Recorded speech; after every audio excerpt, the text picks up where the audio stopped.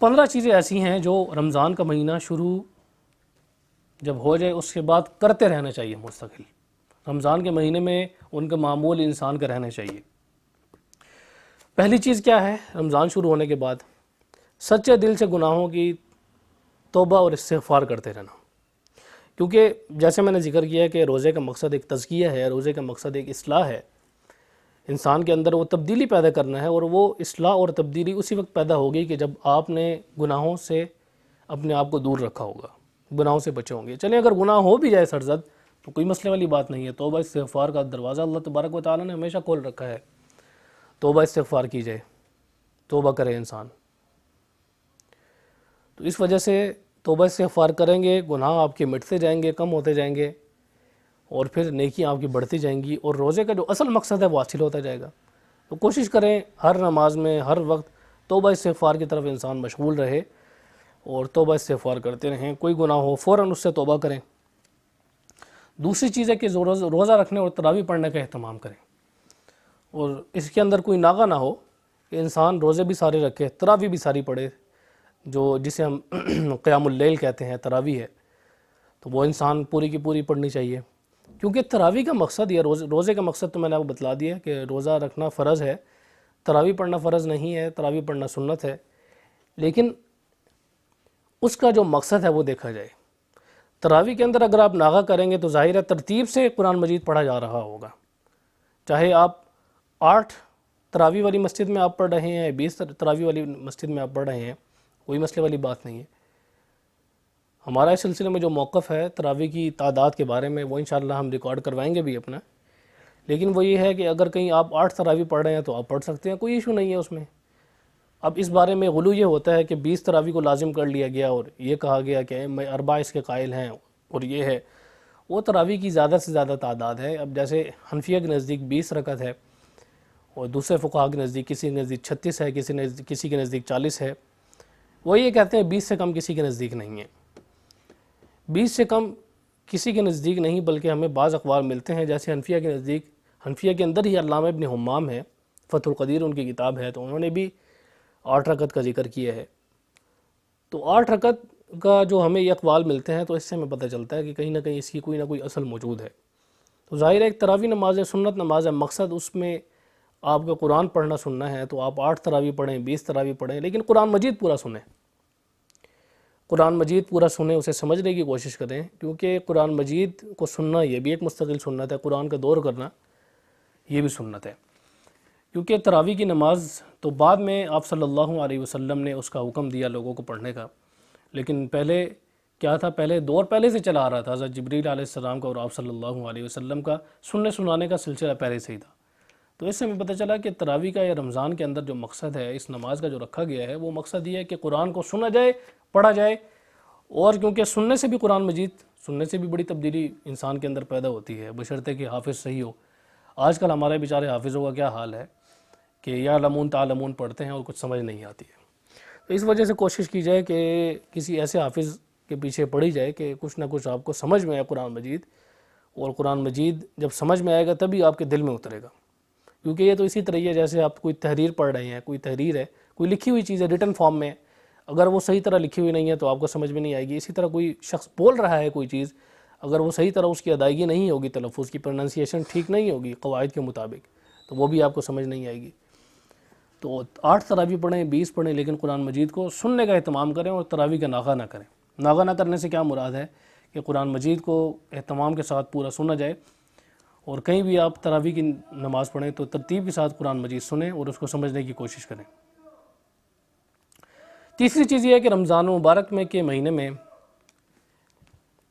خاص کر روزے میں ہر قسم کے گناہوں سے، تو چاہے وہ دل کا گناہ ہو، دماغ کا گناہ ہو، سننے کا گناہ ہو، دیکھنے کا گناہ ہو، زبان کا گناہ ہو، کسی چیز کے پکڑنے کا گناہ ہو، تو ان تمام کے تمام گناہوں سے انسان کو بچنے کی کوشش کرنا چاہیے. پورے کے پورا رمضان میں کوشش کریں زیادہ سے زیادہ کہ پورے سال میں کوشش کی جائے کہ ان گناہوں سے بچے، کہ رمضان میں خاص طور پر کوشش کرے کہ اہتمام کرے کہ ان گناہوں پر توجہ دے اور ان گناہوں سے اپنے آپ کو دور رکھنے کی کوشش کرے. چوتھی چیز یہ ہے کہ عورتوں کو بھی وقت کی پابندی اور مردوں کو باجماعت نماز کا اہتمام کرتے رہنا چاہیے. عموماً ہوتا ہی ہے کہ مرد حضرات کو تو دیکھنے میں آتا ہے کہ مرد یا جو میل ہوتے ہیں، مرد ہوتے ہیں، وہ مسجدوں میں جاتے ہیں، نماز پڑھ لیتے ہیں جماعت سے، عورتیں گھر کے کاموں میں مصروف ہوتی ہیں اور ان کی نماز عموماً رہ جایا کرتی ہے۔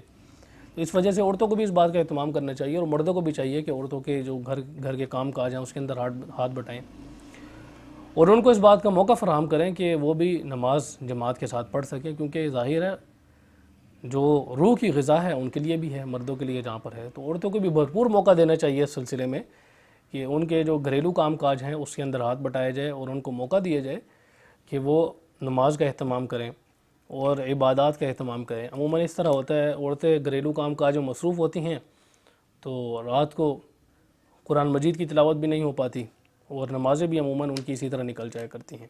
تو اس وجہ سے عورتوں کو کوشش کرنی چاہیے کہ نمازوں کا اہتمام کریں، روزے کا اہتمام تو عموماً ہوتا ہی ہے، نمازوں کا اہتمام کریں۔